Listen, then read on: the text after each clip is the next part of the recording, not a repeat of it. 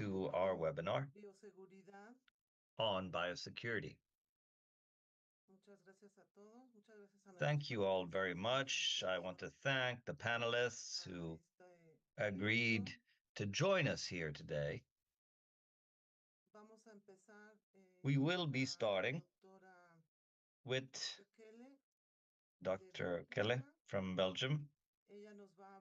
She will tell us about some basic concepts and general aspects of biosecurity.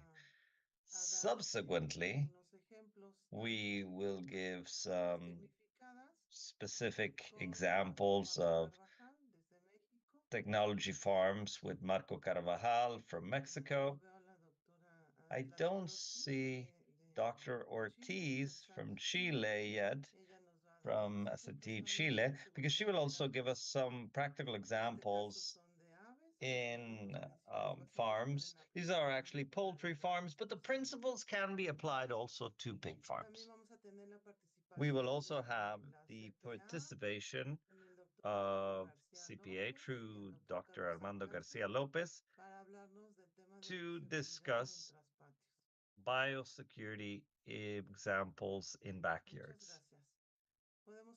Thank you very much. We can start, Dr. Kekele.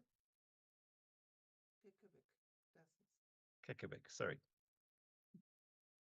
Good morning for you guys. It's afternoon where I'm at. Trying to share my screen in the meantime. Hoping you'll see it now.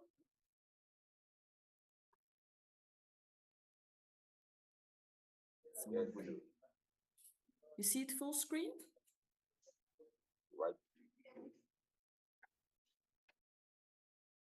Right. Perfect. So thank you so much for the invitation. Very shortly, I will introduce myself because I was given a 20-minute time schedule, so we'll cover quite a lot. So I'll try to keep it short. So as mentioned in the introduction, my name is indeed Nele Kakebeke. I'm a vet by training, actually. I did my studies at Ghent University in Belgium, and it's also actually the same location where I did my PhD. And actually, while doing my PhD, I focused a lot on teaching, coaching both pig and poultry farmers towards a better infection prevention, also subsequently reduced antimicrobial use, and that was always with a focus on biosecurity. And today I will also give a very short introduction on actually the company that I'm representing, which is BioCheck, which is a startup of Ghent University. Since just below 3 years now, and we really focus on biosecurity as really the primary focus of disease prevention. So thanks again for having me. And to really start off, I will just briefly want to show the definition that we use in our company for biosecurity, because for us, it's more than washing hands or changing boots whenever you go into a farm.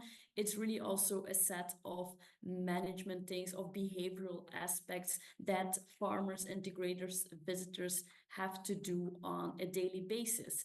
And that's actually, I think, the biggest and the most important and most challenging part of biosecurity, because it has to be part of the habits of a person on a daily basis. The principles, in my opinion, are pretty straightforward, but it's this implementation on a daily level that becomes the challenging part. So I don't know if that will be part of anyone's talk today, but I think it's a very important one to address. Because we know it's not easy to implement biosecurity on a daily basis every time. So according to us, I'm very happy that it is the subject of this month's webinar, because for us, biosecurity is really the basis of any disease control program. We believe that if you do a very good biosecurity job, that you can keep your animals healthy, keep antimicrobial use as low as possible, because it's also a very important topic, of course. And this, together with vaccination, pre-probiotics, is very important to keep a healthy farm, basically. And that being said, as I said, biosecurity, the principles are pretty straightforward. although every farm is very different. But to give you some practical tips and tricks, I wanted to shortly go over the 5 basic principles that we like to see that are applicable to the majority of the farms, and are, as I said, very self-explanatory, but it's good to mention them anyways. A first one is that, and again, I don't think that you need to be very smart to know that, because everyone in our sector knows that whenever you have diseased animals, it's very important to keep them separate from your healthy one.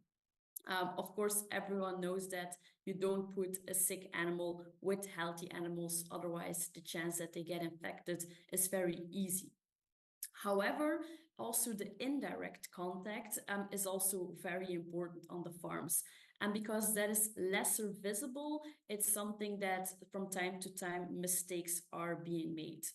So this is when a disease does not go directly from one sick animal to a susceptible animal. It goes to a side way, to an indirect way.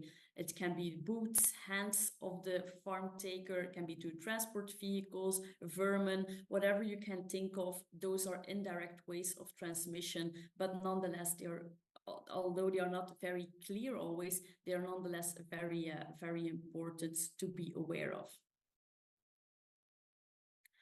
So as mentioned, ideally we want to keep diseased animal or animals that are suspected to have a specific disease, whether that's ASF or another disease, we want to keep them separate from our susceptible animals. So ideally there's a complete barrier between both.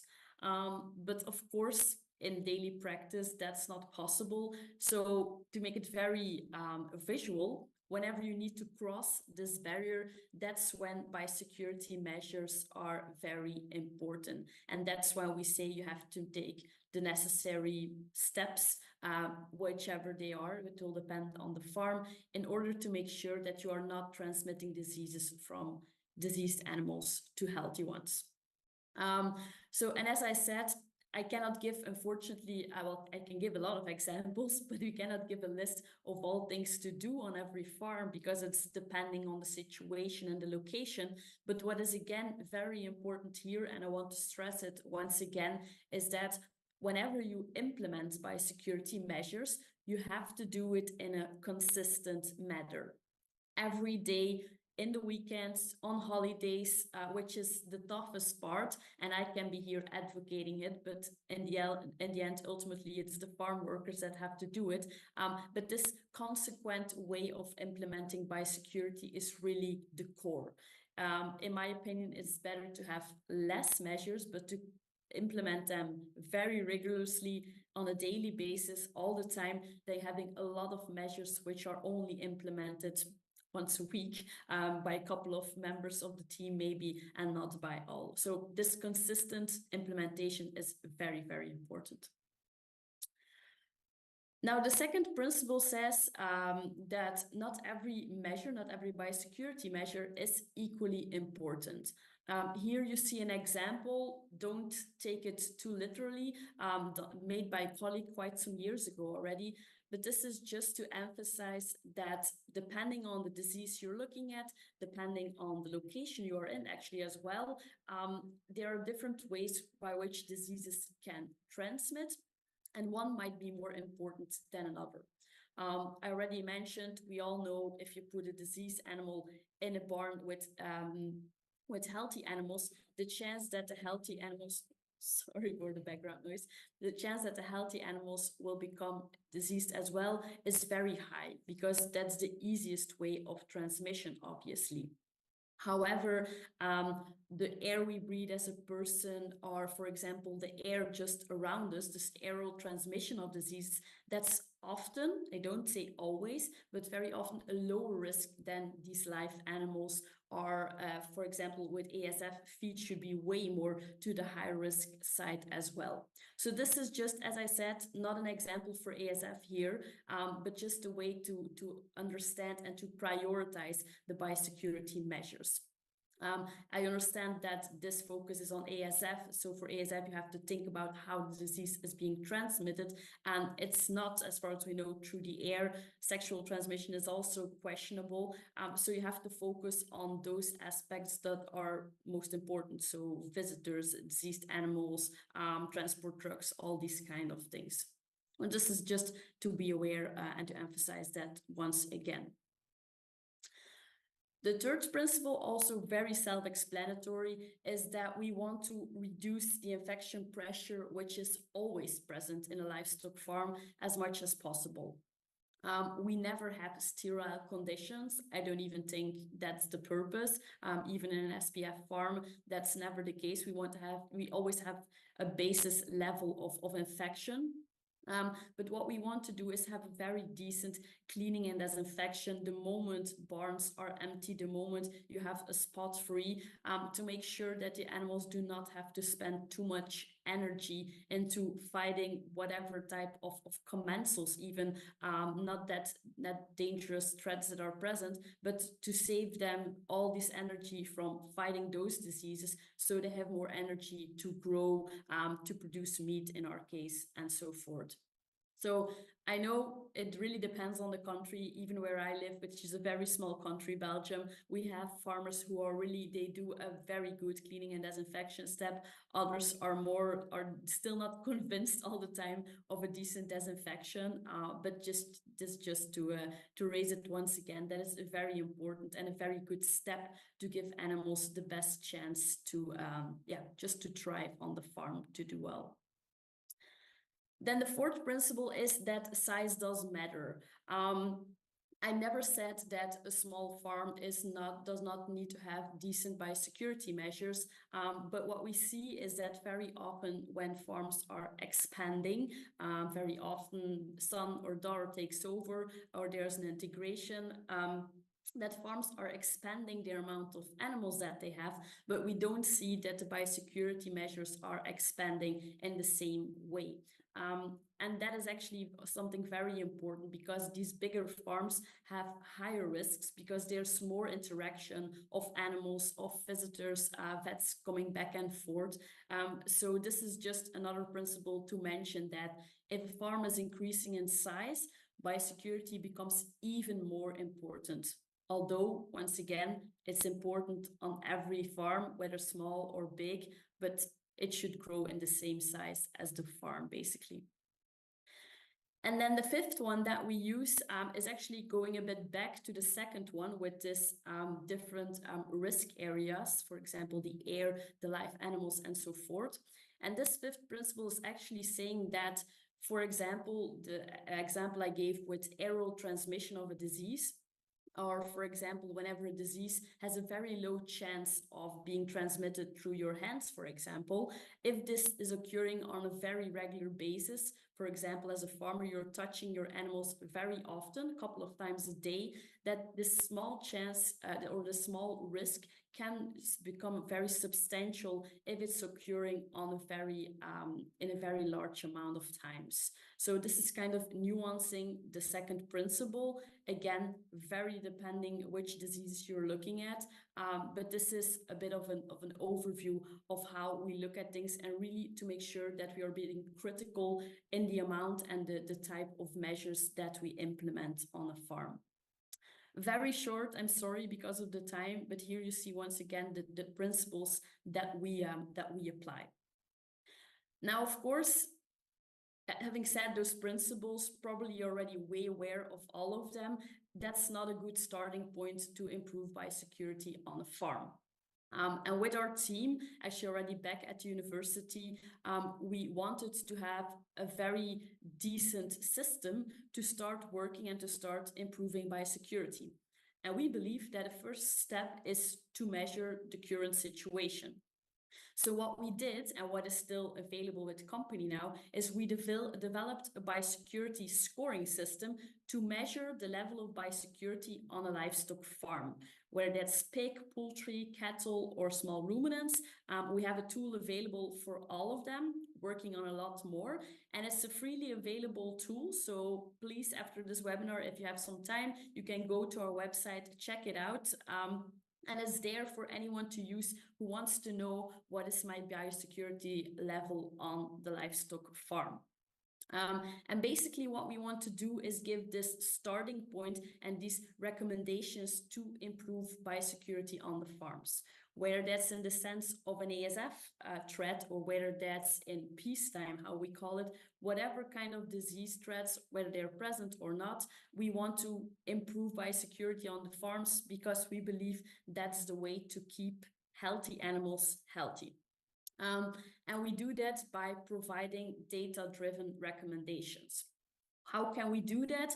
Well, actually, it's because we are very proud that today we own the biggest database on biosecurity measures in livestock production in the world.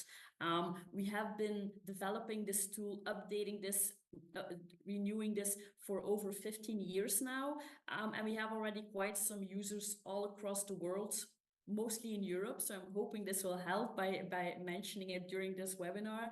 But a lot of people who haven't used our tool, who checked what is my biosecurity level on my farm and use this as a starting point to start improving. Already some countries in Europe has even implemented in a national campaign, whether that's legally from the government or from animal health organizations. But we see more and more interest and monitoring of biosecurity, which we can only be enthusiastic about, obviously. So how it works is the tool is a decision support system.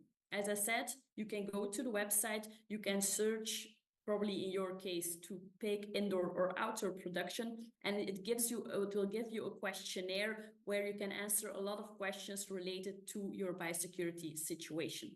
And in the end, you will get an overview or report like you see here in the middle of your screen with scores between 0 and 100 based on the entries that you've given, on the answers that you've given. And the closer to 100, the better you are performing for a specific aspect of biosecurity. And we always benchmark your score against our entire database, and if we have enough data, also with a national average, because what does a score of 60–70% says? Well, not so much. So that's why we always give a benchmark. And this is really how we would like people to use it, is that this is a starting point to discuss with your veterinarian, your advisor, to do better. What is my current situation and how can I improve? So please, if you have time and you're interested, have a look at it and see what it can do for you. Now, very short, because I wanted to make it very practical to you and hoping it's not too much of a repetition of the next presentations, is I wanted to give just a short list of concrete biosecurity tips regarding African swine fever, because everything that I said so far is pretty generic for any type of disease, even whether that's pig or poultry. But for ASF, there are some specific measures, although my first one are also pretty generic, that can help towards protecting your farm from this the spiral disease. And the first one is, again, very self-explanatory, but it's always good to repeat the basics, is if you're not if you don't need to buy any animals, is do not do it, obviously. But whenever you do have to buy animals, that you do it from a trustworthy source and that the animals are put in a decent quarantine for a long enough period of time to make sure that you're not introducing ASF or whatever disease. This applies to any type of disease. Do not bring it into your existing herd.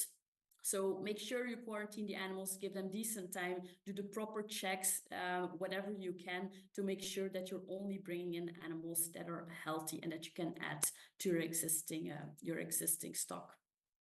A second one is that also you should limit, and again, this is a generic biosecurity rules for any type of case, ASF or not, is to limit the amount of people that are coming to your farm. Again, we live in a very small country where the area for our pigs is limited. So we are lucky that we can close off our parameters more easily. But the principle is to always keep as much as possible unwanted visitors out. And those that have to be on the farm, like the farm employees, veterinarians, consultants, whatever, that you provide them with farm-specific clothes, boots, and also that these people wash their hands.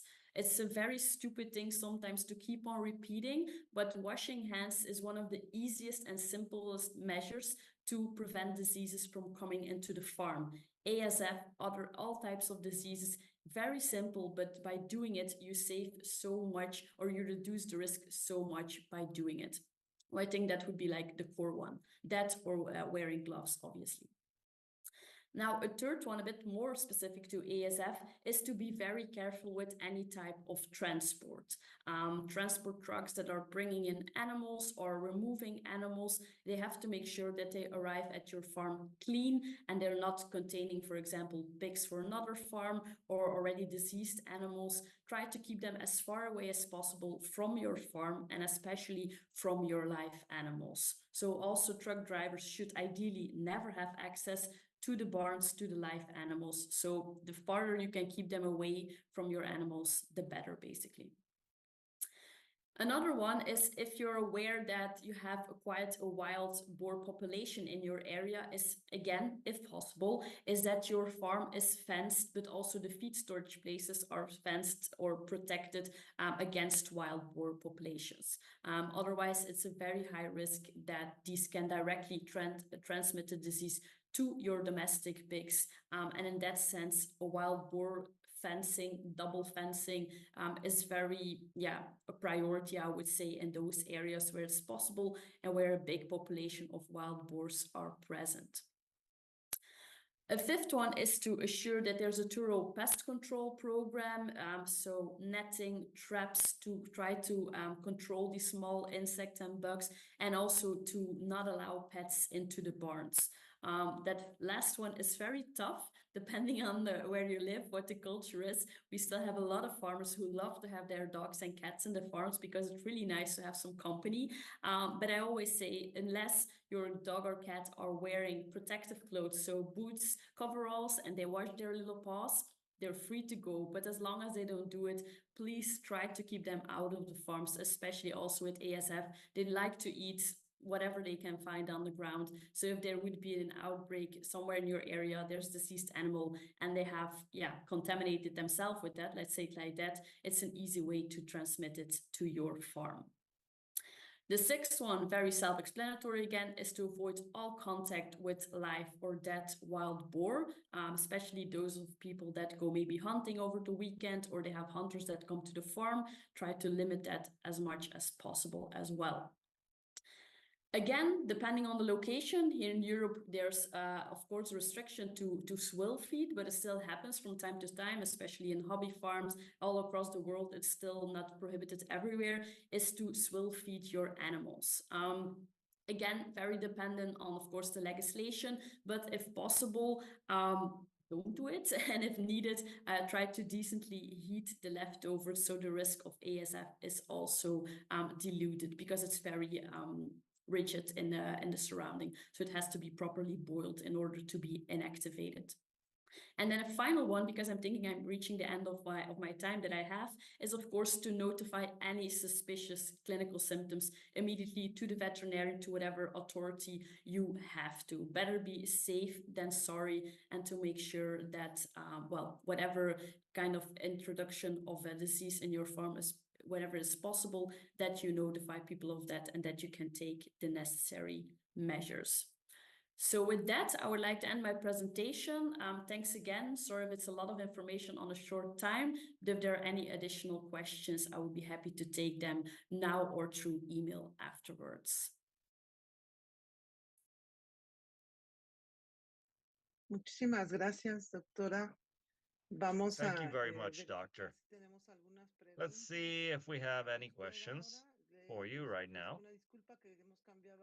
My apologies, but we just switched format because, well, the doctor joins us from Europe, and obviously there's a big time difference, and we didn't want to keep her here longer than needed because of the time difference, because of course she has a lot of valuable knowledge to share with us, and we wanted to have her here for longer, but we understand that there's a big time difference at play here, so thank you very much.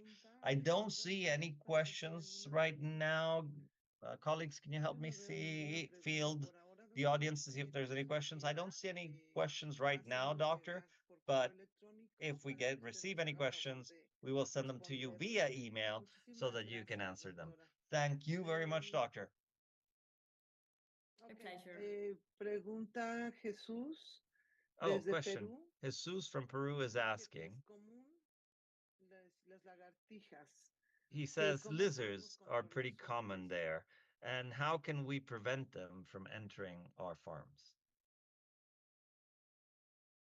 That's indeed a very specific questions. Well, I'm of course we work all across the world, but I'm not aware of any type of pig farm, what it looks like. But if you have a very open structure, I would think it's pretty hard to keep them out. So in those circumstances, I would think it would be best to have some how do you say it, control of the area to try to limit the fact that lizards get infected themselves. I think that would be a kind of an indirect step rather than keeping the lizards out, because I assume that will be a very tough thing to do. So I think there the tip would be try to make sure that the lizards don't get infected. And whenever you see any type of pork product, cadavers, whatever, that they are removed as soon as possible would be my the first thing that I think of. Muchísimas gracias, doctora. Thank you very much, doctor. We thank you for your participation today. And if we receive any further questions, we will send them to you via email. And also, thank you very much. Thank you. Now we will move on to our next segment. We are now looking at biosecurity legislation and regulations. We have two lecturers, Dr. Elisa Rochette from USDA, and we will ask her to speak first. And after that, we have Dr. Patricia Ortiz from SAC Chile. Thank you both very much for being with us here today.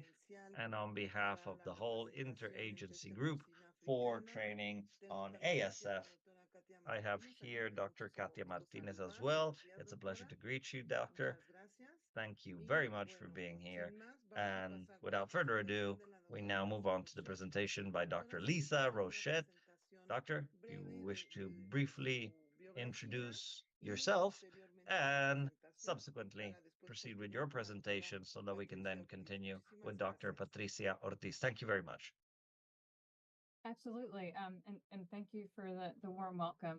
My name is Dr. Lisa Rochette. I am the director of the Aquaculture, Swine and Poultry Health Center here in the United States with our USDA APHIS Veterinary Services Program. And today I'll talk to you about some of our legislation and regulatory programs to promote biosecurity. Mostly with an emphasis on our relationships and partnerships with other agencies and with our swine industry. So today I'll briefly talk to you about what our swine demographics look like in the United States for our swine industry. I'll also talk some about our industry collaborative relationships and how they impact our biosecurity regulatory programs. And then I'll talk a bit more about some of the examples we have in the United States about our federal biosecurity initiatives and include information about, again, the industry partnerships that really help those programs succeed. So in the United States, we have a robust swine population. But we do have our commercial industries are really concentrated in a couple of different parts of the United States. So in general, we have staged production, and our sow premises, our sow farms actually are most common in the mid-Atlantic states, so the eastern United States there. And then typically when pigs are finished and raised out, they're moved to the central United States. So I wanted to mention that because we have swine production in all of the other states on the map here, but those outside of those very commercial and concentrated areas of swine, we have a really diverse range of premises that have different levels of biosecurity than our commercial swine farms would have. So this on the right, I did want to highlight a chart that shows that we are trending towards having fewer commercial farms, but they are each farm will have larger numbers of pigs on them, which can create opportunities and also some challenges. So those are just a few things that we're trying to take into account in how we structure our biosecurity regulatory and promotion programs. So again, in the United States, while we are always expanding as disease threats increase, we are expanding our regulations that address biosecurity. We actually rely heavily on our industry partners to actually adopt these biosecurity practices and promote them. And in an ideal world, our producers would understand and appreciate the value that biosecurity brings, and they would make some of these biosecurity investments for themselves. So that's really where a lot of our efforts are concentrated. And so our work really focuses on leveraging the resources that are out there that industry brings and that we can bring with our federal programs to maximize our impact. So we have a few key industry partners in this space. They include a group called the National Pork Board, and they're sort of an entity that is funded through a mandatory tax that comes off of the sale of every pig. So most of their focus is on outreach and education programs. That's what the producer tax is regulated to pay for, and so they do a lot of work to help us get out there and talk about biosecurity to producers. We also have a resource called the Swine Health Information Center. They are funded by a number of federal programs and grants, and they do some biosecurity research to share with producers and to promote that work. We also have the National Pork Producers Council, which is our swine industry's advocacy organization, and they do a lot of work to help plan for and ask our legislatures for the resources to support biosecurity. And then we have other partners.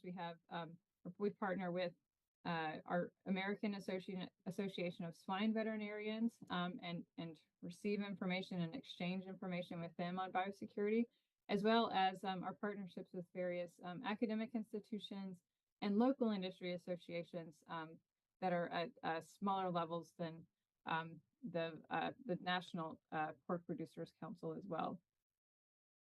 So I wanted to highlight a few biosecurity initiatives. The first is something called the Secure Pork Supply Plan. And this is actually an approach that we've promoted across species. So we actually have examples of a secure milk supply plan, a secure poultry supply plan that really leverages some of our response planning that we've done for foreign animal diseases and brings those concepts into facilities that may not yet be experiencing an outbreak of a disease. So that's really a public-private partnership where we've funded and we've provided some subject matter expertise to develop these plans, and then our state partners and the federal government are able to reference those plans to ensure that producers are understand what we and what industry leaders and subject matter experts believe are the most successful biosecurity measures that producers can take. So there are a few major concepts there, including that every site needs to have a biosecurity manager. Every site needs to have a biosecurity plan.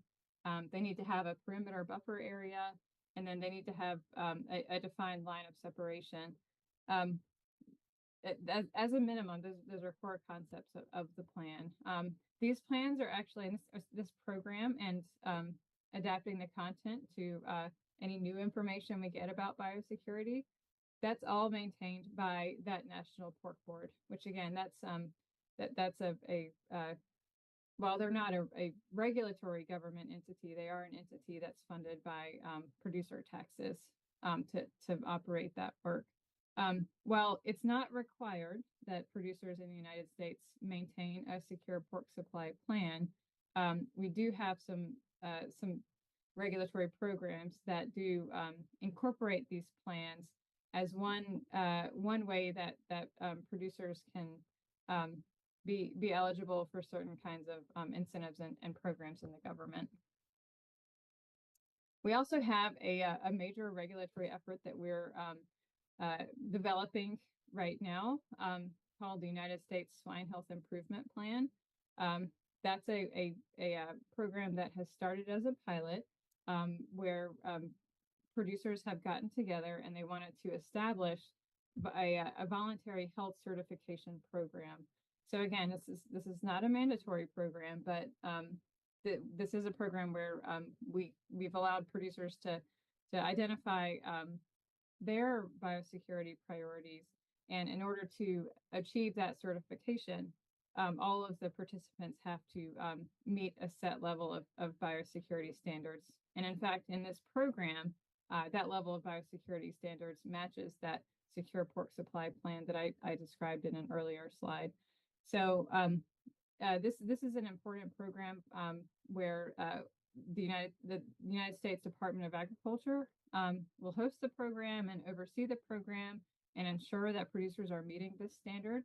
And so that certification that comes as part of this program will come with the backing and the support of the United States government. So again, you know, this program is it's founded upon the concept that producers also want to see their disease burdens go down.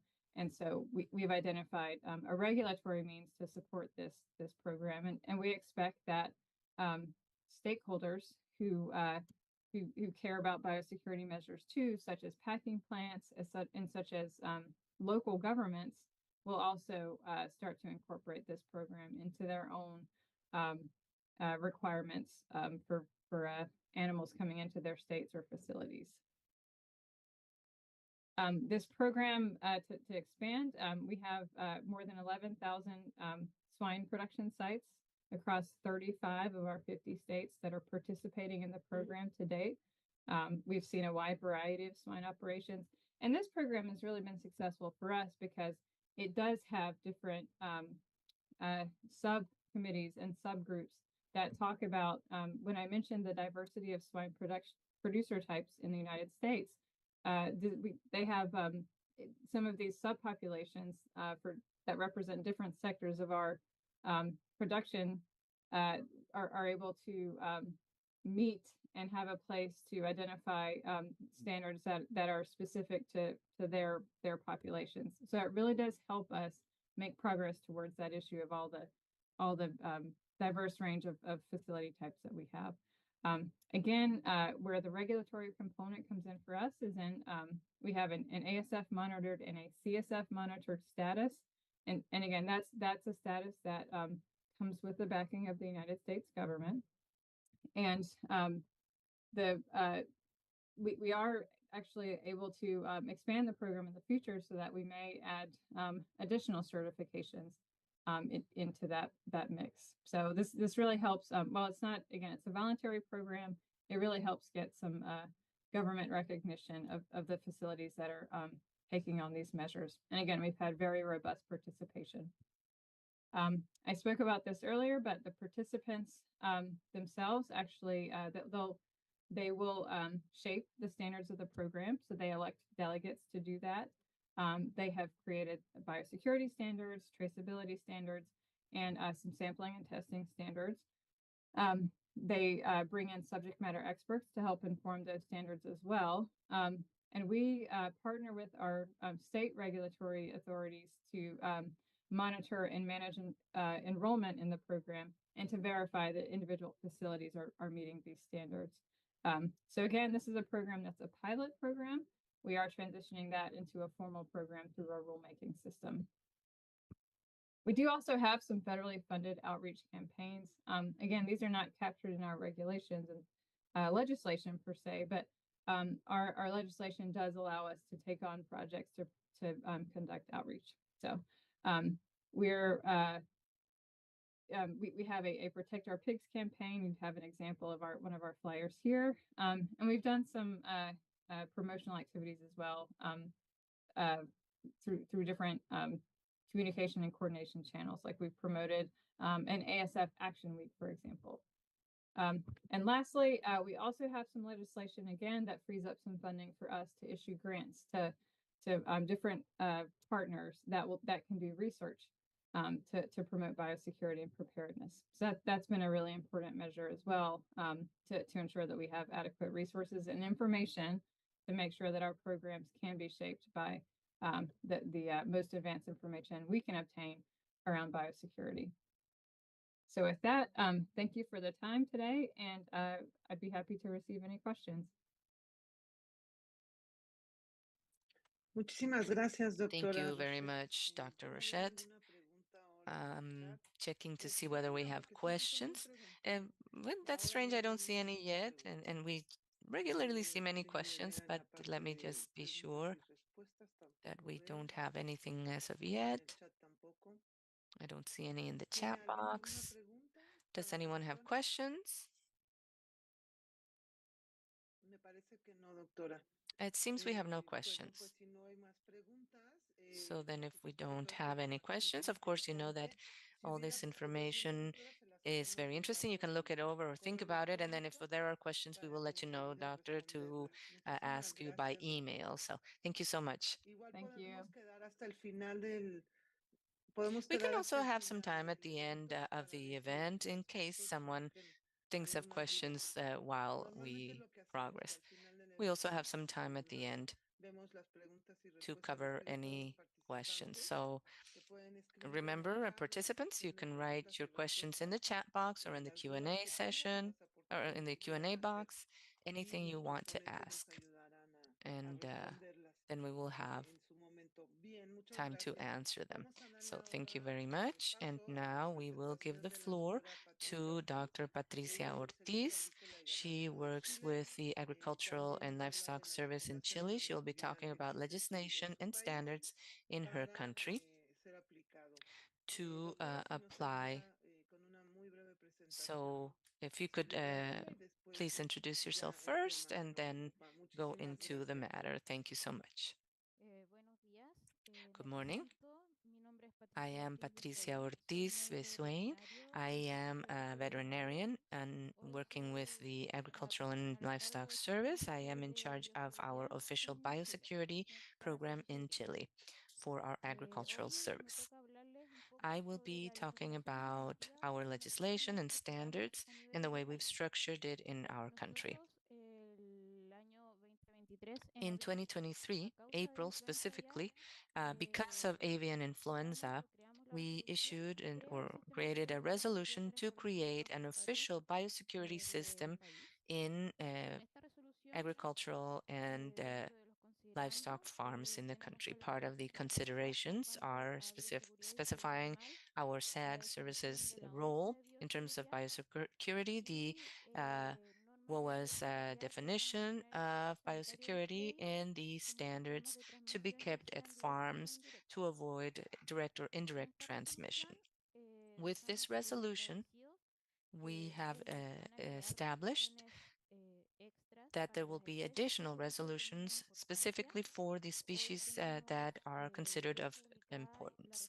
We have already published resolutions on biosecurity for poultry and one on swine. It's ready to be published, so it should soon be published. The mother resolution or the umbrella resolution, which creates the biosecurity system, states that every resolution that is issued by species should define its objectives, regarding the protection of health, improving the health status, and ensuring safety and a risk assessment.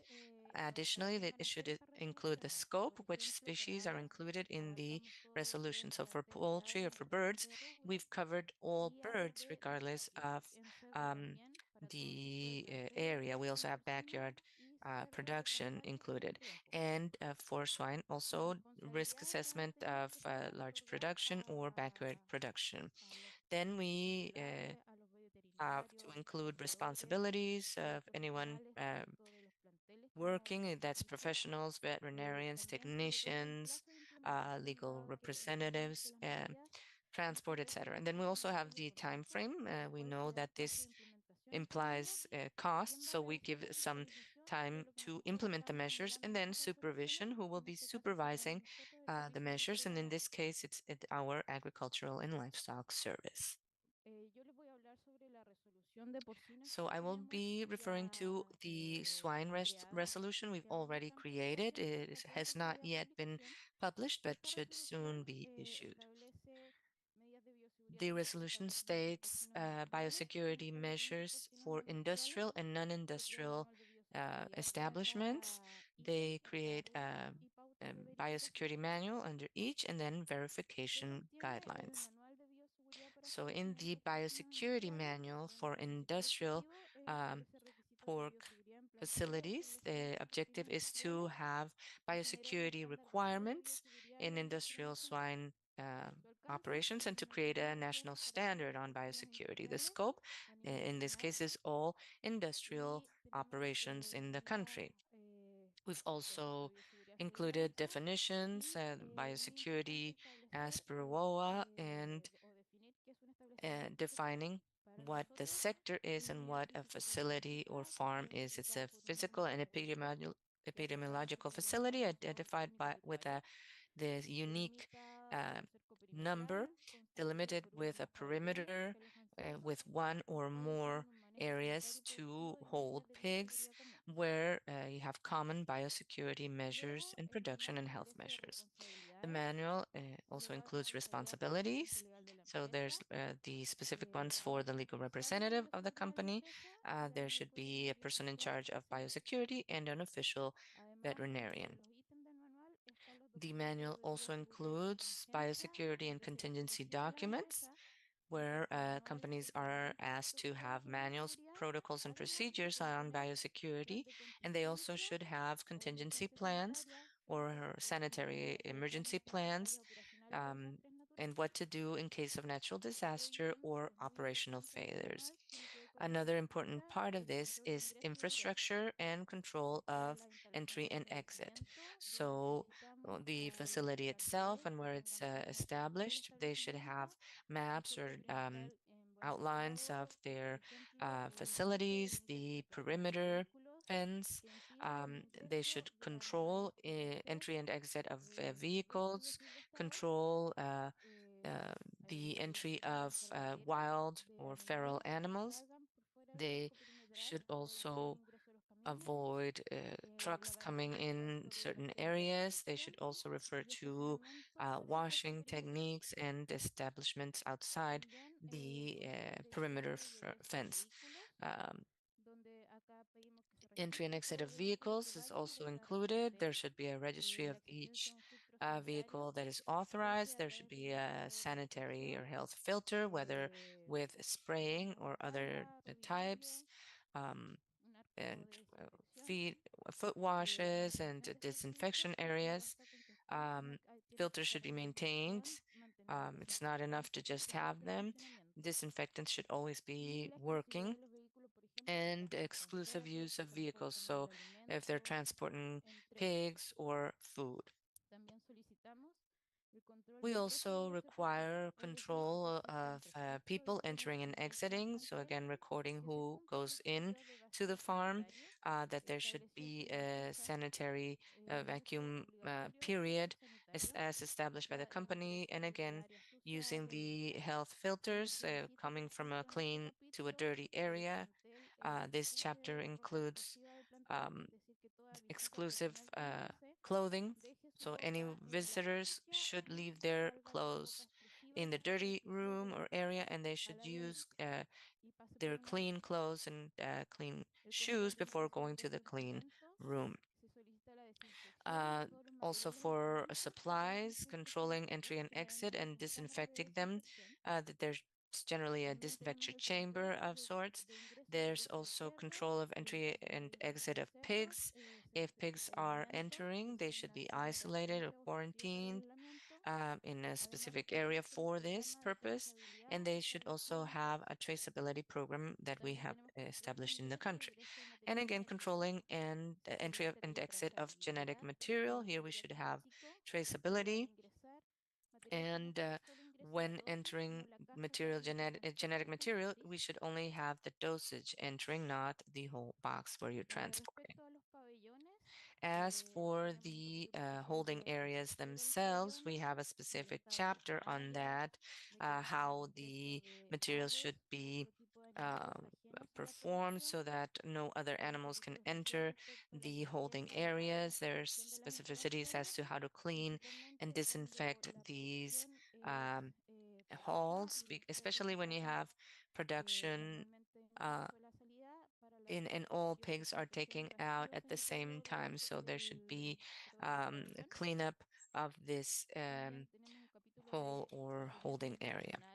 We also have an operational areas or operational procedure chapter, how to manage water.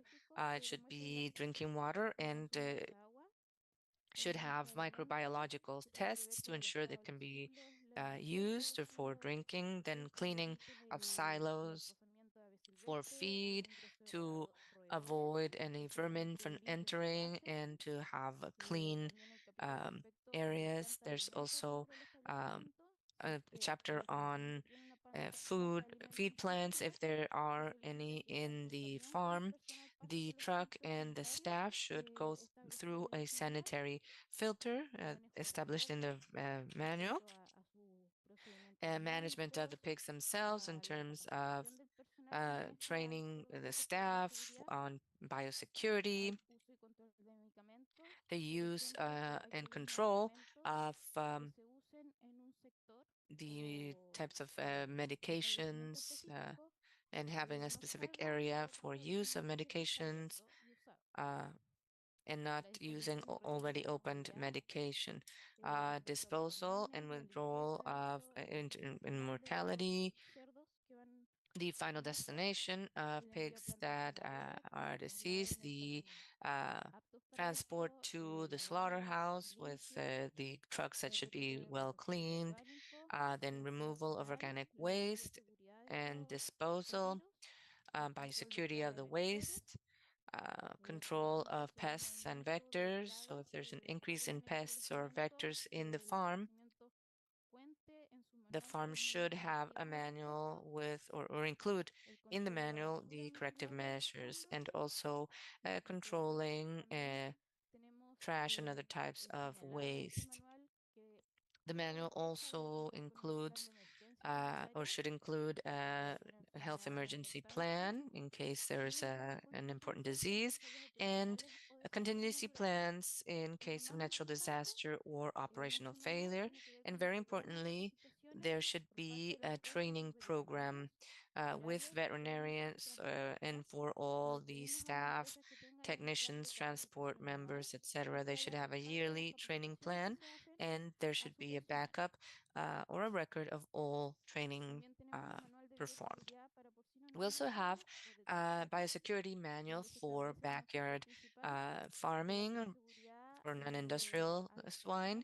There should be biosecurity requirements, especially looking at which are high risk and the productive impact they could have. There should also be responsibilities of the owner. They should be adequately registered and having all permits up to date, establishing a surveillance plan, communicating with our agricultural service if there are any diseased animals.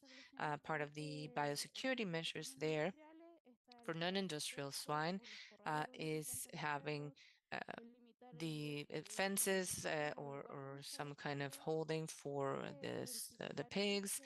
The owner should use materials exclusively for that area and properly disinfected. It also refers to water management and cleaning the troughs and areas where they feed, that they should have water that is the drinking quality, mortality management. All treatments should also be included in a record or a registry, disposal of waste, and fertilizer.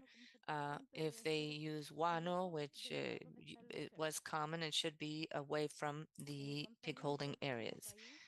In the country, we created a computer system where we have biosecurity surveys, and based on these, we created the manuals. We established a baseline biosecurity. Results were then included in a Power BI report by species, and for birds, which is progressing better, we have georeferencing, and each point of the system specifies biosecurity status and the percentage of biosecurity in the facility.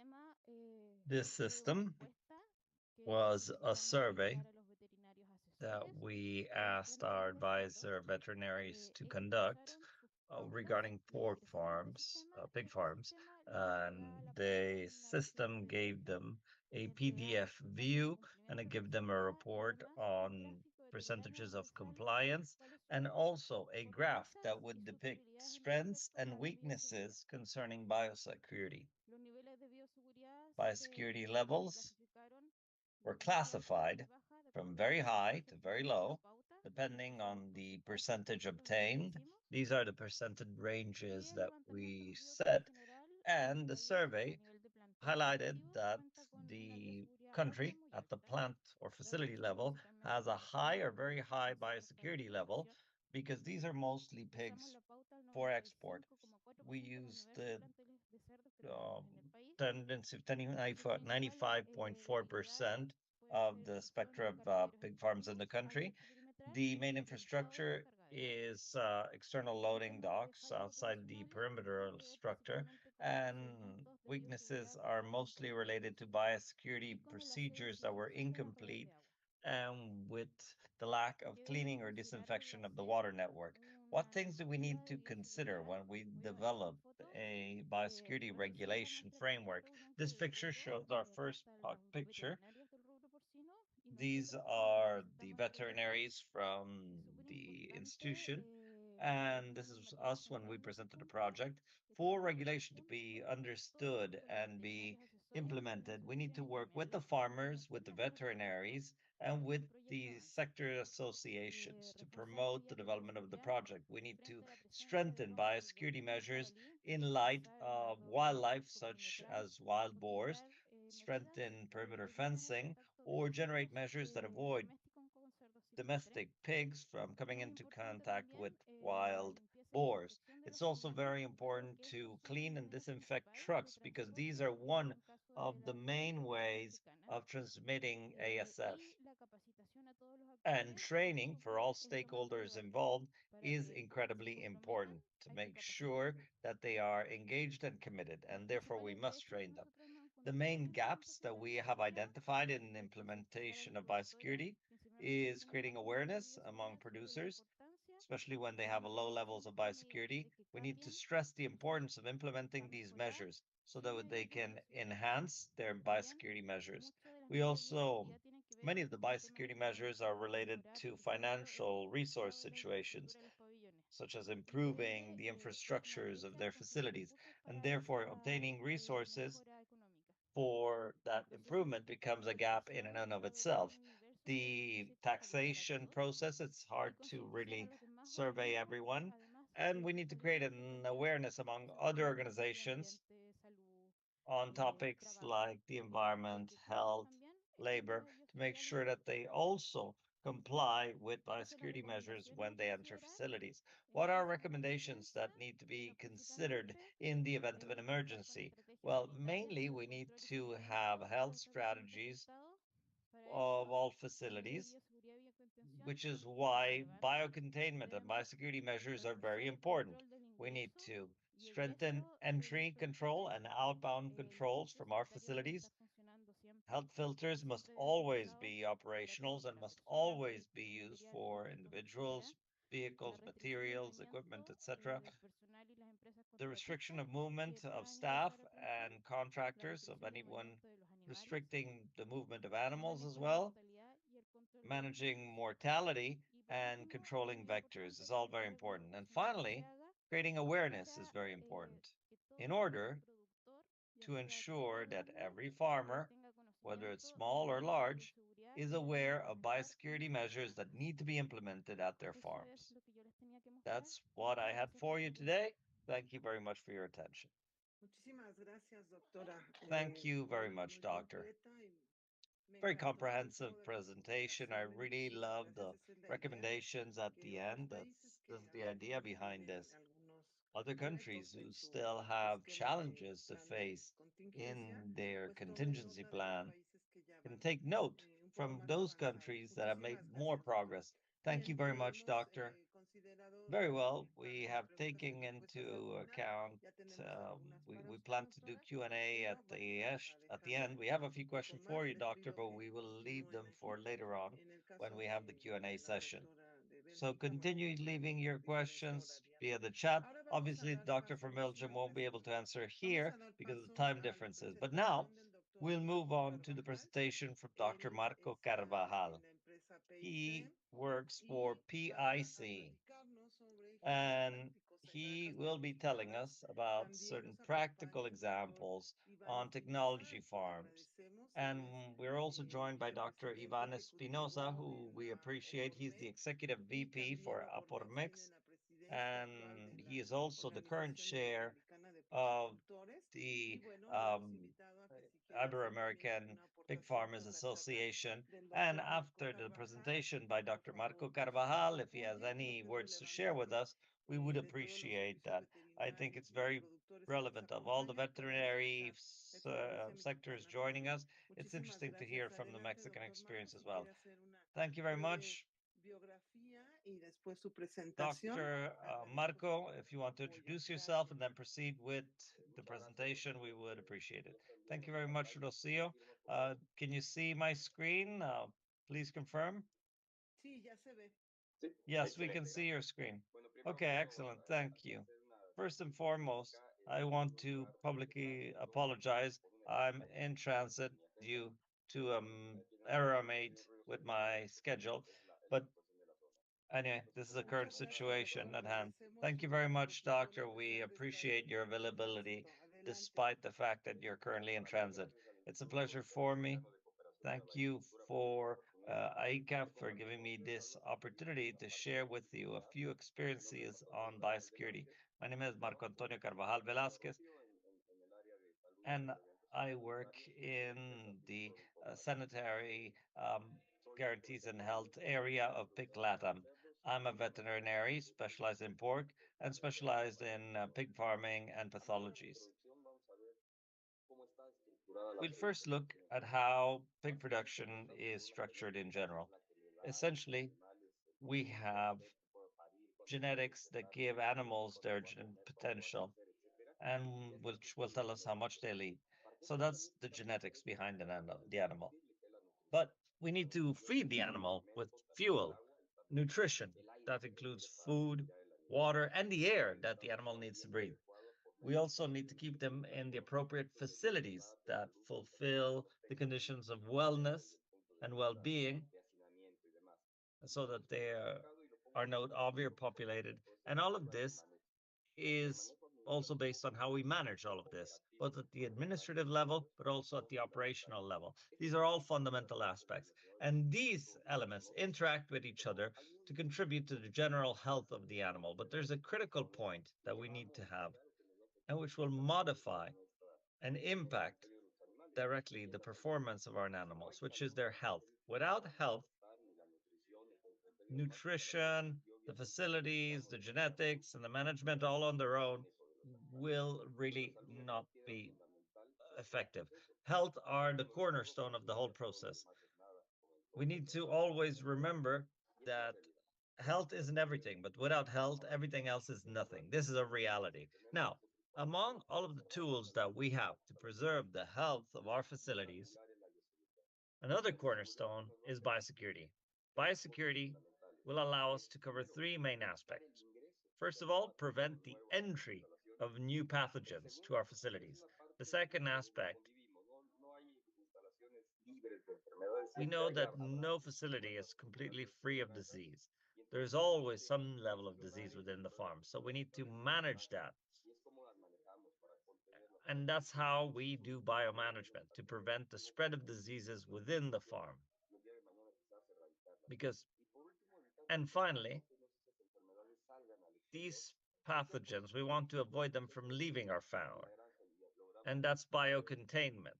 If we manage to clean our farm of the disease, we have it, contain it, we prevent it from spreading to other farms. So biosecurity is not something new, really. If we look at precedents from the era of cavemen, people sought a specific cave not just because of it was shelter, but it only had one entry point, and that prevented from being attacked from predators. They also that led to the development of fire, which helped them to keep more management over their facility. And now with the Middle Ages, that led to castles. Castles were placed high on top of a hill in a way that was they were hard to access with solid walls. They were hard to climb over. And precisely that was seeking biosecurity within their area. So essentially, we're doing the same. But many times we forget or we poorly understand or poorly regulate these aspects. We think biosecurity is just something disinfecting or having showers or some type of record. But in reality, biosecurity is not that. It's a number of factors that interlinked will prevent the entry of a disease and will prevent these diseases from leaving our facilities. Now, let's look at biosecurity in two very important areas. On the one hand, how do we protect ourselves as a country from these diseases? ASF, which was discussed previously already, is a very interesting example, meaning where the country is really protecting itself to limit the access of these pathogens. In the specific case of Mexico, the Secretary of Education is in charge of these activities through Senacica, which is the National Service for Agri-Food Health, Safety, and Quality, and under some other institution that covers exotic diseases in Mexico. And they are specifically focused on managing this aspect. They're monitoring constantly to ensure or to detect early any pathogens, any exotic pathogens that could be entering the country, or by implementing the containment measures that are appropriate for each case. For this, there are a number of measures. We have, on the one hand, the protection side that is at airports, ports, and borders with canine teams and other elements, the detection side of things, and everything that we mentioned so far. Activities that are detected, that are focused on detection. Sometimes we do drills to always be present, active, constantly updating the procedures that we must carry out. And obviously, control of exotic diseases is specifically linked with the ability to detect the problem early. And for this, we have technology tools. And we have even a cell phone app that can help report any pathology that is related with an exotic disease. All of these tools that I mentioned work, or do they not work? They have worked. Since midway through the last century, obviously we weren't as technological as we are today, but we were able to eradicate other illnesses such as Aftos fever and also classic swine fever. And this was acknowledged internationally. We were free of these diseases.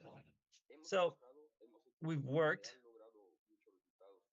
we have achieved great results, but not everything has been great sunshine. We've had also Olszewski disease, which was very strong. We also had classical swine fever that was very strong, and then we were able to eradicate it, but more recently we've had positive cases of Oshesky's disease. So we have achieved certain things, but we are still susceptible to the entry of these exotic diseases, which is why it's very important to report all of these things. Then we have what we have. We need to protect ourselves, but within our farms, what do I do? This is internal biosecurity. And this is the culture of biosecurity. This is BioShield. BioShield refers specifically to creating a culture of biosecurity. And what it does is it standardizes procedures and processes that we need to properly manage our farms and achieve our targets. Later on, I will show you the web page where BioShield is located and some further information on the challenges presented by this. So the focus of this is precisely this culture of biosecurity. How all of the stakeholders in the sector, both on the operational side and the regulatory side, on the managerial side, we're all responsible of achieving a common biosecurity objective. We don't work in isolation, but it's the sum total of our efforts. These are the various steps of the BioShield. These are the 9 steps of the BioShield. You can see them here. You can look at them on the website, and essentially doing a very brief summaries of the critical points in biosecurity. These are 5 main points. First of all, the risk at the location and risk level. Where is my farm located? What is the level of biosecurity that I'm implementing at my farm? As Dr. Ortiz mentioned, what have we implemented to reduce the risk at my farm? Transport is another critical element because that's a common vector of disease. This is where my animals come into contact with the environment. Then the feed plant also represent a risk. We look at certain very interesting things because it's a risk not just at the national level, but at the international level. There are diseases that can be spread through the raw material, which can be corn, can be soy paste or flour, and pathogens can come through these substances. And last but not least, what's important is a constant epidemiological surveillance. No process can be effective if I don't audit it. Anything that is not measured cannot be improved. So we need to have procedures in place that can help us consistently focus on improving our status quo, to work on our gaps. Remember, biosecurity is like the links in a chain. The chain is just as strong as its weakest link, and therefore we need to be aware of all of the details because there might be one slight detail that we overlook that can lead to a disease in our farm. And also, as I was mentioning, we have this constant process of ongoing training. As I mentioned a moment ago, we're all responsible for biosecurity so that the operational staff must constantly be trained, must constantly be informed, must constantly be notified of any biosecurity activities we have. So the company I work with designed these videos. These are brief videos. They're 10 short videos, and they're focused on the main areas of problem or the main gaps. You can access this link. They're open to the public. You can go and access them. You can look at them and inform yourselves. They have videos. There's more information in there as well. Now, delving right into the topic, how can I design a biosecurity process that is really effective? First of all, I need to know what I'm tackling, what I'm facing. Who are my enemies, essentially? What are the pathogens outside of my farm or even inside my farm and that I'm fighting against? Basically, know your enemy. You need to figure out how they can come into my farm. Some come in through the air, others through vectors of disease, other through polluted or contaminated feed. So we need to establish our barriers of containment based on who I'm fighting. And finally, we need to know what they do to my animals, whether they will make them die, whether It will lead to sores. We need to determine all of these things fast and efficiently.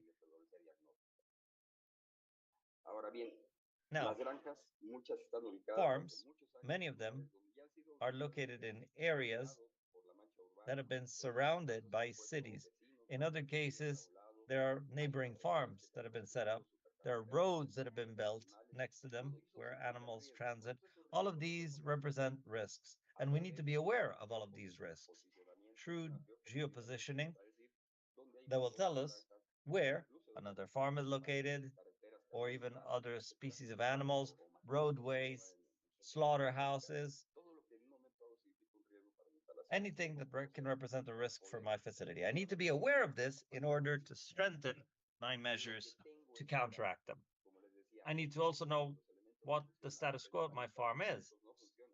So having half of the elements is not effective. I need to really implement all of the appropriate steps to prevent a pathogen from entering my farm, from leaving my farm, or the internal spread of these diseases.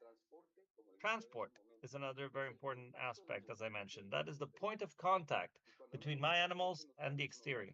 And when I speak of transport, we often talk about the transport of animals because that is the greatest risk. But there are also the transports of our employees that are a constant risk. They are very important risk for our animals. Also, the transport of feed is very important.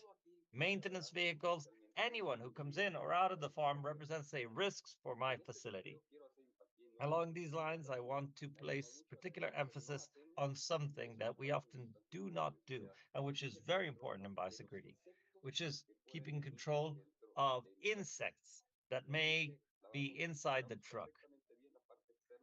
Oftentimes, we look at the outside of the vehicle properly, we make sure that the vehicles are clean, etc. But a single insect, even a fly, mosquitoes, can transmit different pathogens. And it's very important to control them. A fly or mosquito has a range of action of 2-3 kilometers. However, if it's inside the cabin of a vehicle, it can survive for a long time and spread disease into my farm. So keeping insect control from vehicles is fundamental. You can apply insecticide. It's not too common. Oftentimes, the driver does not really treat these vehicles appropriately. But there are other that are insecticides per contact. There's one product that is like an insecticide paint, which is placed on, and they attract the insects, and they are placed behind the vehicle, and the insects attach themselves to it and they die. We also have the alternative of using certain lights that have a sort of purple light with electrical current around them, and basically they blast the insect when they land on it. And they can be connected to the electrical unit of the vehicle, and they're placed there, and they attract the insects, and the insects die. Now, feed plants. While the vehicle, we were looking at it before in the previous slide, there can also be pathogens that can be spread through the feed, even exotic pathogens from outside the country that could pollute or contaminate my farm. Here, cleaning and disinfection is very important. The internal part and the external part of the cabin. But in the internal part in particular, we can clean it in many occasions, wash it. We recommend at least weekly cleaning or washing and applying disinfectant between each trip, at least once a week, in order to contain anything that could be coming through feed. And in the case of raw material, obviously, we need to establish the health safety. I need to speak with the provider of raw material to make sure that he's providing quality material, not just in terms of nutrition, but in terms of pollutants or contaminants.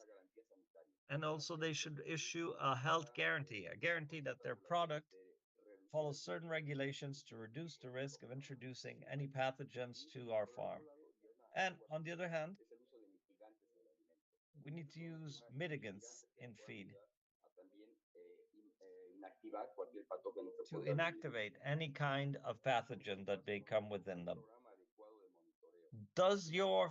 Do you really have a frequent evaluation program for your farm? Because identifying pathogens early is essential. But at the same time, we need to establish an appropriate epidemiological monitoring program. I need to determine for which pathogens. Because if I, for example, have authorized only 120 samples per year, I'd rather to do 10 monthly samples rather than doing 120 samples once a year. Why? Because I don't have a proper frequency otherwise.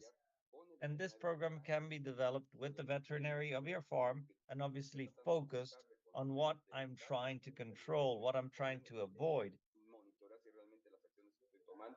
and monitor whether the frequency I'm following is appropriate. Now, I'm almost finishing. Biosecurity oftentimes is considered an expense. It's very hard to convey to farmers the need of a shield-proof biosecurity program. But when I speak with them, I always say you need to speak in the cost-benefit terms that they like. I can tell them, if you think that biosecurity is an expense, consider the impact of any disease. Really, the level of difference in the cost is very important. It's like 16 to 1 and can be even much more depending on how severe the problem is. So again, we need to talk in economic terms to convince them to implement the appropriate biosecurity program. And this, I love this slide because it tells us a lot about our activity as veterinaries within the field that we work in, and especially the need of establishing a program that is comprehensive. Not just to talk about my farm or the environment, but really focused on one health. We produce pigs for others to eat them. So really, it's important. Environmental, human, and animal health are inextricably linked. We're producing one of the most important proteins with the highest nutritional value. And this entails great responsibility. Thank you very much for your attention, and I'm available if you have any questions. Thank you very much. In the case of Dr. Carvajal, also, we ask you to ask your questions now because he soon has to board a plane. So as soon as we see the questions pop up, if there are any questions for Dr. Carvajal, we will also ask Dr. Espinosa whether he wants to share any messages with us. Please go ahead, Doctor. Hello, Dr. Rosillo. Thank you very much. Thank you, Marco, for the great presentation of a topic that concerns us, but it's really the sum total of efforts of everyone involved. Biosecurity. The aspects at stake here, not just biosecurity, but speaking at the level of the farm or country, but also at the continental level, they're all very important. We think that this applies not just to cross-borders disease, but through daily biosecurity, we also prevent the spread of endemic diseases. And this is all very relevant, therefore, to follow step by step the recommendations that Dr. Carvajal shared with us that will be incredibly useful and that will help us to achieve the objectives that we propose ourselves as a sector to face the challenges, not just in terms of health, but of profitability and the commitment that we have towards farmers. So, from Opormex, we are proud to be able to participate with ICA to try to preserve the elements that we currently have and to guarantee that we can continue along these lines. Thank you very much, Dr. Ivan Espinosa. For us, it's also a great pleasure to have the support of producers, organized producers, in benefit of animal health, in particular on pig health, and to avoid inbound pests and exotic diseases in our countries, but also to the rest of the continent. AICA and all the other agencies that comprise this group thank the support that you are providing us with, and we hope to continue cooperating in the future so that other farmers, so that other veterinary services throughout the region can benefit from the experience that we've been sharing right now. Well, very well. Thank you very much, Doctor. I don't see any questions addressed to Dr. Carvajal in the chat. But anyway, doctor, if you can stay with us for a little while, you just let us know whenever you need to leave, and we'll see if there are any other questions that pop up. Gracias, doctor. Thank you, doctor. Invitamos a nuestros Yes, participantes que at your hagan sus service. preguntas a So través we del ask chat participants y to les please sugerimos, ask por favor, questions via the todas chat, and preguntas we suggest orientadas al you tema please que ask está questions presentando. focused on the topic No es that is porque being los presented. participantes no puedan responder por Not otros because temas, pero participants la cannot answer intención es questions on enfocarnos other en el topics, tema. but the Muchísimas idea gracias. is to stay Bueno, ahora focused on the vamos a topic at hand. presentar Thank you very much. Now we would al like doctor to Armando García introduce López y al Dr. doctor Carlos Armando Alcázar, Garcia Lopez, de la Dr. Carlos Comisión de Alcázar Estados Unidos para la from the Prevención de la Mexico-US Commission Tuberculosis for the y Prevention otras enfermedades exóticas de of los animales, FS la and CPA. other Agradecemos mucho la infectious presencia diseases de in ellos, como animals, siempre, para CPA. estos temas, We para thank them for compartir their toda su constant experiencia en support los webinars and for y participating que otros in países puedan webinars, beneficiarse and de so este that other countries conocimiento. can benefit Muchos from van this a knowledge. hablar, particularmente They el doctor Carlos will Alcázar, de discuss, ejemplos in particular, prácticos de bioseguridad of en traspatio. very Adelante, practical Carlos, si nos aspects pudieras on backyard pig apoyar farms. y Please hacer una go breve ahead if you can presentación support us inicial. and provide a brief Gracias. introduction of who you are. Thank you. Sure. Good morning, everyone. Just to confirm, can you see my screen? Se ve, pero We falta see ponerle it. el modo It's just not in presentation mode. Muchas gracias. Thank you. Ahora sí. Now we do. Gracias, Carlos. Thank you, Carlos. Hi, everyone. I am Carlos Alcázar. I am a veterinarian. I am currently the Assistant Director of the liaison between the US and Canada to prevent ASF. This works with Senacica in Mexico. The main activity of our commission is work on prevention of exotic diseases in animals. That's the main mission. Part of the actions we take is preventing and detecting, early detecting, as well as responding to any health emergencies. And I will begin with my presentation. Thank you to ICA for inviting us. Dr. Armando Garcia, I have to say, had to connect to another meeting, so he would not be able to join us. However, on behalf of him, greetings to everyone, and we are both at your service. So let's begin with this vitally important topic that is not always as discussed as it should. Pork production at an industrial level is very rigorous and strict in terms of the measures and the biosecurity they have. So it's very robust. Backyard production is still lagging. I think this happens in all countries, and we have to focus our action there as well.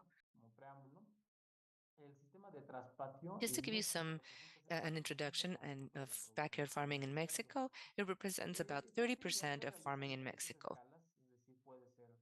It is done at different scales.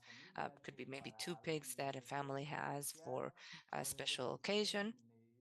They could, this is almost self-consumption, but there's some people that raise pigs to use them and then also sell them. And they produce their own animal, no more than 10 animals, and they're constantly producing. But backyard farming and backyard pig farms within this production system has low or no measures, biosecurity measures. Of course, that depends on how the pigs are held and how they are produced. Frequently, the animals are fed swill and different leftovers. In Mexico, we call it escamocha. It's just leftovers that can come from restaurants and others. And this is because it's low cost, of course. In some of the states in Mexico, pigs are free to roam, even on the streets, in the village and throughout the area. And they are later used for consumption. We can see a picture of backyard pigs in Guerrero, the state of Guerrero. We see the security conditions are quite low or non-existent. And of course, this is a challenge for um, animal health.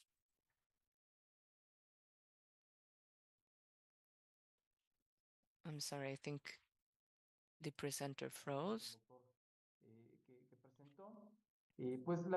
So, biosecurity is nothing new. This has existed for many years. Our ancestors applied it, and we also do it every day when we avoid harm to ourselves or to our families. Those are also biosecurity measures. And these are things we apply to care for our lives. And we do the same for our animals. So there's several types of biosecurity. The fact that you have animals and you already have them in a corral or a stable, that's already a measure because it's protecting them from predators. But for disease control, there are other measures that should be more strict. Many times in backyard farming, it's not necessarily impossible to do them, but very difficult to execute all of them, especially because there's not necessarily enough awareness of producers. Because, again, these are not producers that just work as pork farmers. They may just be a family that has some space in their backyard. They buy one or two pigs. They will use in the holiday celebrations or other celebrations. So it's not really production as such, but at some point in their lives, they are used. What influences correct use of biosecurity? This could apply to a technified production unit, but of course it should be applicable to backyard farming. It's based on good practices. And this includes strategic points that will help us assess and control. This, of course, has to be verified and monitored. So, the factors that should be part of a good program are first common sense. That's not just for commercial farming, it can be applied anywhere. There should also be a buy-in. People should be convinced that they should apply these measures. And as we've heard already, that there should be consistency. It doesn't matter how many measures or items you want to consider, it's very important to be consistent with them. That is what brings success. It should become a habit, including discipline and responsibility of people in charge of raising the animals. But there should also be awareness and training of the importance of biosecurity, the consequences if an animal gets sick, and that there will be economic, for example, and financial losses, and this could lead to other losses. And besides that, it should be supervised. The person might be trained, but it should be someone else supervising because uh, the person that takes care and feeds the animals might not necessarily apply the measures. Something we should always consider is that biosecurity should not be an emergent measure, it should be permanent. When there is any suspicion of a disease or if there's an international, local, or national alert because animals are dying in a certain village, uh, then applying the measures for the animals, it doesn't work. That would be emergent. measures, but these measures should be permanent. Producers should be used to applying these measures habitually. What are the levels of biosecurity according to the zootechnical function? In Mexico, we have farms that have wonderful biosecurity measures. They have good biosecurity, they lower their levels, and then from the larger facilities, we get to the point of the backyard farms where sometimes they have very low biosecurity. So this means we need to ensure awareness so that producers can improve their conditions. If we talk about the economic side, we generally see a good response. I'm not going to get into all the details of the pathogens and the agents that could bring in disease, people, vehicles, feed. There's several ways a disease can enter a facility or a backyard in this case. I will give some examples now of the types of backyard farms we see and to talk about the challenges of implementing security measures in these areas. Again, this is not necessarily a business for the people. They don't consider it a business. They still should adopt measures to protect their property, which are the pigs, and also to protect their family members and the people that will be eating these animals. So there's some important work on awareness raising and training. These are other examples. These are examples where we have better enclosures, um, but still not necessarily the best measures. Many of these animals are just in the backyard. They don't even have an enclosure. They live together with other species. All this is a risk for disease spreading. We see additional examples here of pigs that don't have an enclosure or that don't have a correct pen or a holding place. They live together with birds or dogs. Um, and so these require the implementation of measures. That's where we come in uh, at our official level, but also veterinarians should help us in this sense because people always look for a veterinarian, at least um, not preventively, but they would probably look for them in case of a disease. So we can help provide recommendations for them to improve their production and to have healthy animals. What are the recommendations? I'm going quickly because I don't have much time. So, the main practices that we could apply for backyard farms, as I've mentioned, it's inevitable that there will be backyard production in all the states of our country. In Mexico, we have backyard farms. And as I said, ideally, they would be people that always can get trained and then work in pig production. Um, it's not the case. If we refer to the financial benefits, they might apply it, but many times they do not follow all the measures. So that's one risk because they first may not even be aware of the good practices to ensure healthy animals. So, what we always recommend is that they should purchase their animals from safe production. Um, Many times, animals are bought in a live animal market or people that just pick up animals throughout the country, and they might even be carrying animals with a disease. And they don't really know what they're buying. So it's always important to work on that, that they should purchase animals where they know that they have healthy animals, that the animals are physically well bred and produced, and not from any sites where you do not know the origin and care. So that's something that backyard farmers should consider. Also, limiting the space for pig raising. Pigs should not be roaming freely on the streets or all over the backyard. Um, in the coastal areas of Mexico, for example, properties are large. People have large farms, and you see all types of species living together. And the pigs, we know pigs are particularly prone to eating anything they will find, any type of feed. So they might even eat dead animals if they find them. So it is necessary to limit the area where the pigs will be raised. No different species should be bred in the same space. So we saw the pictures where you had pigs being raised together with birds, and we know the hazards this can represent, particularly avian flu.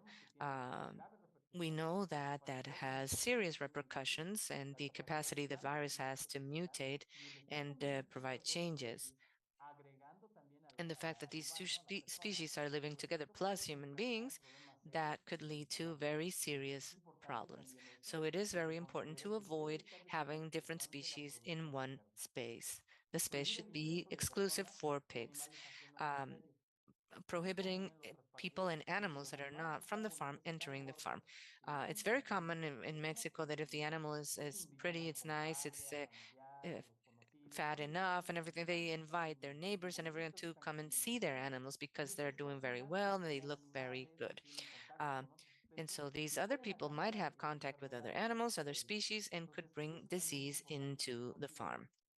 So that also should be considered. People that are not uh, directly related to the farm and animals should not be coming in, especially if you don't have a fence. Uh, for example, dogs coming in or others, dogs could have been in contact with other dead animals, etc. So that's important. Then changing your clothes and your shoes is not done when going into these areas. Um, Now we're not saying they should have protective equipment with the rubber boots and overalls, but just to change their clothes. They have older clothes or specific clothes for pig farming, and especially to have some kind of sanitary barrier. You don't necessarily need to have stainless steel um, areas. You can just have a bucket with water and a basic disinfectant, and you can use that to wash your feet and to ensure there is a clean surface before entering. Avoiding swill or leftovers, food waste being fed to the pigs. Many times they are provided for pigs because they are cheap, it's readily available, and it can help the animals gain weight. But of course, it has its sanitary issues. So avoiding the use of leftovers, and if it is the only resource available, to at least boil it or have some kind of a thermal treatment so that it can deactivate certain pathogens like the virus, the ASF virus, or any other agents that could be present in this food. To have a basic preventive medicine program. Um, this is at least removing parasites, knowing what are the prevalent diseases in the area, and applying biologicals for the animals. It should also include adequate management of sick animals. They should be quarantined and isolated. There should be a specific area for that. And if an animal dies, again, adequate disposal, especially timely notification of any animals that are diseased. As we said, avoiding different species coming into contact with each other, so birds and dogs, and we have many production units that combine different species. Avoiding buying or purchasing animals from the streets. Here we see an auction, an animal auction in Oaxaca state. There you generally have breeders coming and they all mix in with each other. We don't know whether any one of these animals could be um, bringing disease, an endemic disease, and contaminating the other animals. That should be avoided at all costs. Some basic practices they can do is we have a very a very cheap disinfectant that is easily available in any backyard. It's just the rays of the sun. So basically, anything that is used to clean the areas and to feed the pigs should be receiving direct sunlight. This is very basic and it doesn't lead to any costs. Then also having some kind of pig pen or corral, anything that can help fence in the pigs. It shouldn't be something specific or it's just a way to separate them. Then, very importantly, preventive measures, knowing the signs that could alert to potential diseases in the animals that should be reported as well, and for producers to understand that there are also exotic diseases that could show up that should be reported, such as ASF, with lesions as the ones we see in the pictures. They should be notified mandatorily. I know that other diseases can have the same medical signs and that are endemic, and we've received several notifications and diagnosis and differential diagnosis in Mexico. We found several diseases that have very common signs to CSF and that are for endemic diseases, but still, everything should be notified. You should not remain doubtful. Now, what are the reasons why a producer may not follow biosecurity in their backyard facilities?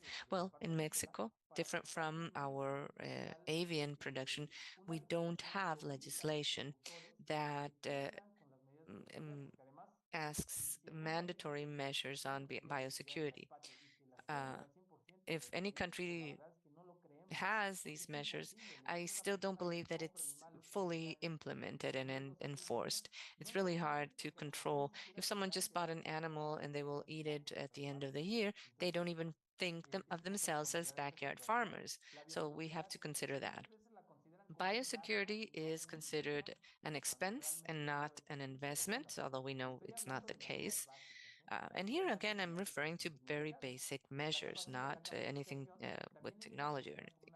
Training is something they considered as just a waste of time. I should not be part of that. I'm just going to eat my own pigs, etc. So they just feel it's a waste of time. So we're working on awareness raising for these people that feel it's a waste of time. They should understand that they need training and guidance as to what to notify, how to prevent diseases, and what to do in terms of biosecurity. Uh, Teaching the how and not the why is a problem. Sometimes a veterinarian will say you have to apply biosecurity measures. I say how to do it, but I don't explain why. If you tell producers, even if it's backyard farmers, if they apply this measure and this sanitary measure, your pigs will not die and you will not have expenses with veterinarians, they will understand. So, um, that's important. Then there's also not enough supervision of the people responsible for raising pigs. There's no good practice manual that can help guide them. But of course, this is also because the people that are doing this are not necessarily researching themselves. And although the lack of biosecurity, some diseases enter production, and so it's important to continue working. What do we do to prevent? We have timely notification measures. We visit producers, points of contact, pharmacies, veterinarians to ensure they report in a timely manner. These are some of the activities we've done. The notification, as we've heard, is preventive reporting, where they should report things. This can be done in several ways. We do it through social media, in our in-person visits, as you see on screen, to ensure diseases are always notified. This is part of the material that we've used, notifications, warnings, posters on biosecurity, asking people to notify if there's any exotic diseases. And these are the things we do to support biosecurity. And to close, biosecurity is directly important for food safety, the preservation of the environment, including biodiversity and sustainability in agriculture and farming. Thank you. And if you have any questions, I'll be glad to entertain. Muchísimas gracias, doctor Carlos. Bien interesante Thank you todos so los temas que much, hemos Dr. visto hoy. Carlos. Very Tenemos algunas interesting. preguntas por We acá. do have some Ahorita questions las over vamos here. a revisar. I will Para soon get into nuestros that. expositores, les pediría que prendan su cámara, So por if favor, you a could nuestros please turn on your expositores y cameras to our panelistas. speakers and panel Bueno, members. tenemos la primera, que esa va, The esta es una first pregunta question general.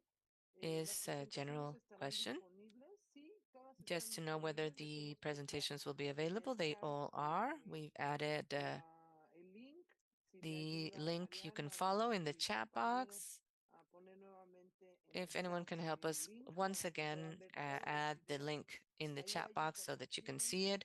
You will materiales, find information, different contacto materials. informales que se hayan If you want to producido en sus share something as well en that sus you've empresas. produced in your Por favor, countries, nos lo mandan a mí, a la doctora please feel Katia free o to send a them la to doctora me, Erika to Dr. Calderón Katia or para Dr. Erika revisarlo Calderon, y to puede ser upload it. compartido We can share libremente it ahí. Nosotros no freely. hacemos promoción de marcas We are ni not nada de promoting any nuestro brands or trabajo, anything there. It's pero not our sí de job to do aquellos that. But materiales, buenas for any prácticas que puedan materials or good servirle a practices you otras feel could personas, a otros be of países, help to por other supuesto que sí, lo podemos countries, we considerar. can certainly Bueno, consider la that. primera pregunta es para la So doctora the Patricia first García. question is for Dr. Patricia. ¿Qué desinfectantes son recomendables para los What rodiluvios y arcos sanitarios de disinfectants are alrededores? Es lo que nos están recommended preguntando. for spraying disinfectants?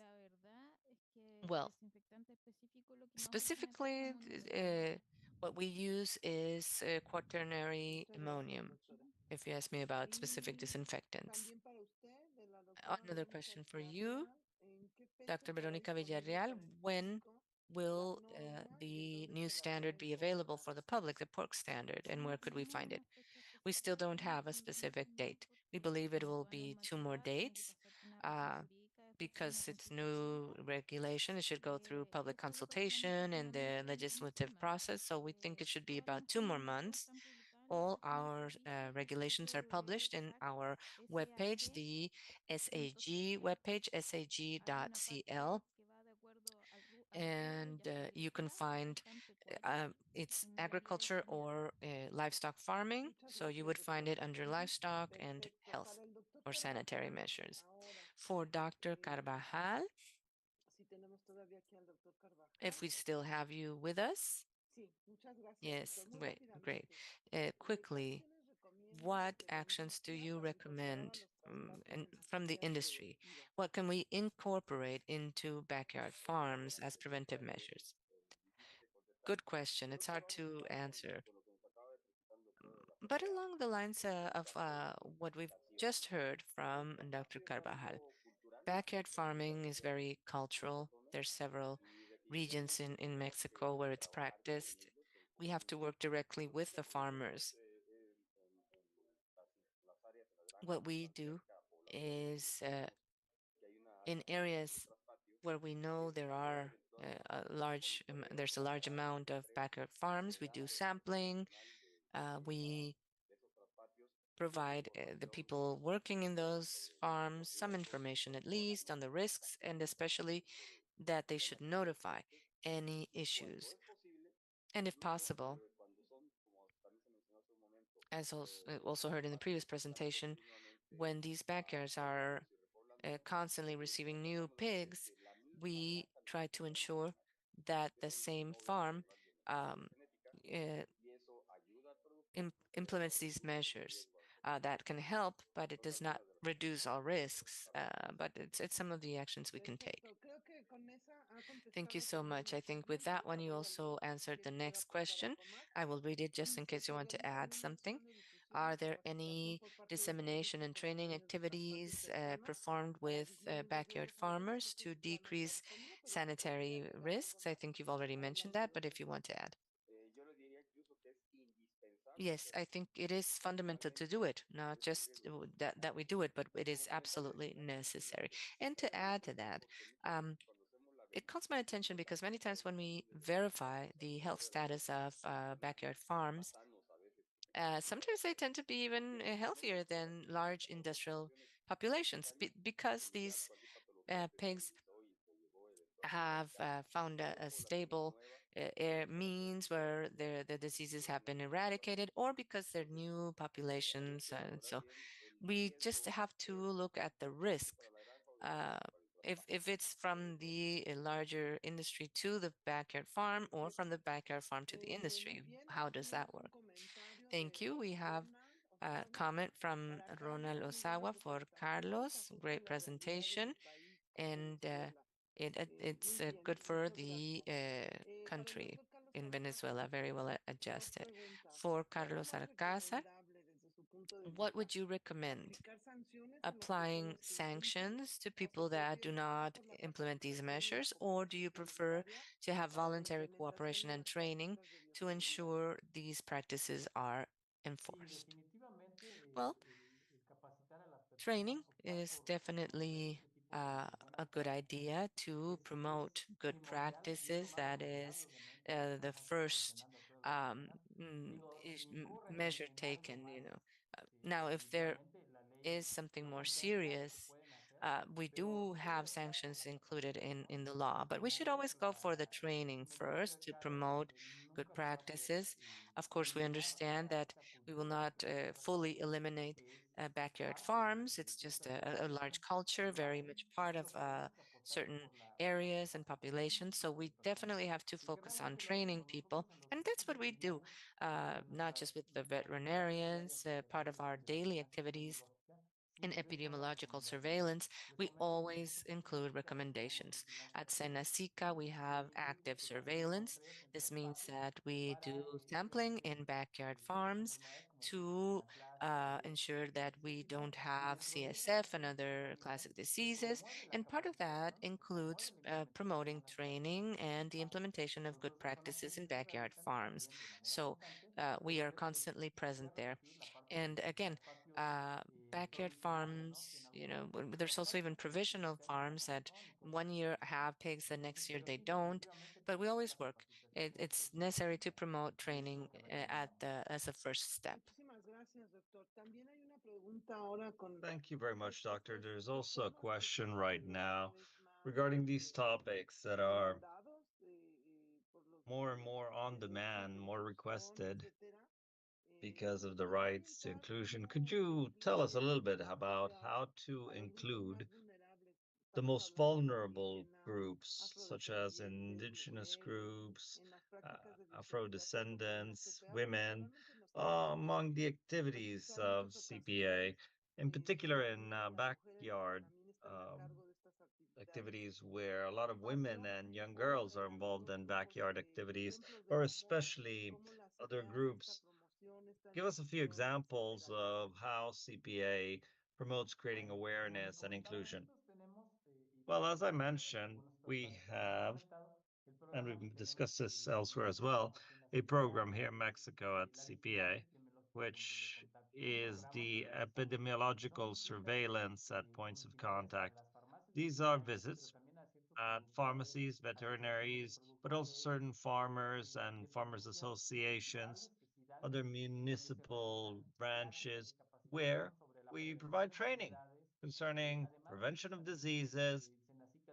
Also, um, Senacica is linked with certain radio stations that broadcast to indigenous communities, that broadcast information on preventing diseases, and we also discuss basic biosecurity measures. So essentially what we do and the promotion of notification that we do at points of contact, this is all something that is truly has been successful for us.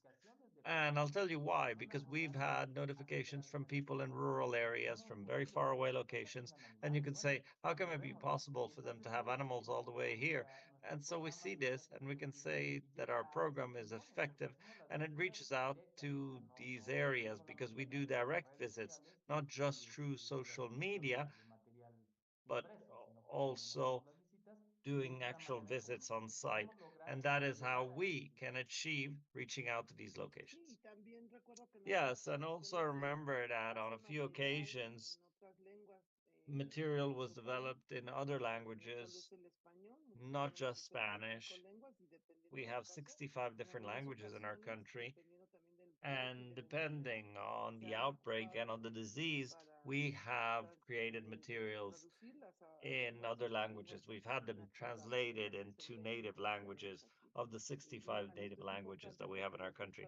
And this is very important to highlight because in other countries, you'll have similar cases, and it's a very good option to address these people who do backyard farming, producers, and to address them in their own language, or as Carlos was mentioning, with the leaders of these communities. Thank you very much. I think these are all the questions that we've had so far. I would like to thank you all. I'd like to thank all of the lecturers. I'd like to thank the whole audience that has joined us today. We've had a great audience. I counted 215 individuals at one point, which is a really good number of people. Thank you all very much. I will now grant the floor to Dr. Katia Martinez so that she can share a few closing remarks for this event. Thank you. Very well. It has been a pleasure to participate with you at this event. What we seek precisely is to have that kind of audience. We had approximately 215, 220 individuals. However, it's still a high level of participation from the countries throughout the whole region of the Americas. And that's the aim of this webinar. We want to reach out to all the countries throughout the region so that you are equipped with the tools to make progress. We've had representatives from the South, North, the Caribbean, Central America participating in these activities. And that's what we seek. But for the team of experts to participate in the activities as such, presenting lectures, but also for the audience itself, so that they may receive the benefit of having information on how to implement these actions. And I think that, Rocio, we achieved the target that we set for ourselves in creating awareness. There will be a follow-up on this topic, but in a different realm. And that's precisely what we're seeking. We're seeking all of the countries to have some tips on how to adjust their regulations, and for countries that have yet to implement these measures, to have the implementation measures that have been proved effective in countries that already have executed them. Thank you very much to all of the panelists, to all of the keynote speakers in this activity. In fact, precisely what we seek is through this platform to provide ongoing training as an across the board pillar for the whole topic of African swine fever. And that's precisely so that all of the countries can benefit from this. Thank you, Rocio, and thank you to all of the other participants. And thanks to all of the other organizations, be they OIRSA, CARIVET, OIRSA, USDA, the Andean community that also participated actively. We are all involved. We're all engaged in promoting this agenda to involve all of the experts and the participants. In fact, we have participants from Europe, or depending where we identify an expert who may have the need to fulfill the targets of this workshops. It's really a pleasure to share all of this with you. And obviously, Aika, who participates actively in all of this. Thank you very much for all of your support through your training platform. Rocio. Thank you, Doctor. It's truly a pleasure to have so many people from so many different places gathered here. All of our webinars are recorded both on our social media channels as well as in our own database, which I will share with all of you so that you may have access to it through our website, so that you can check on all of the webinars that we have broadcast thus far, and I'm certain you will find topics that will be of your interest. Once again, thank you very much. We're now going to stop the recording, and we invite you to our next webinar. Please do not miss it. In one small time, we will be holding another webinar, still interesting topics, Hope you create awareness. So hopefully we get a bigger audience. Hopefully you ask more questions. We really like to hear your questions, your input. And once again, thank you very much and see you next time. Thanks to all of the team that is working behind the scenes, our interpreters, the whole staff, IT staff that is supporting us with all of this. Thank you very much. Thank you.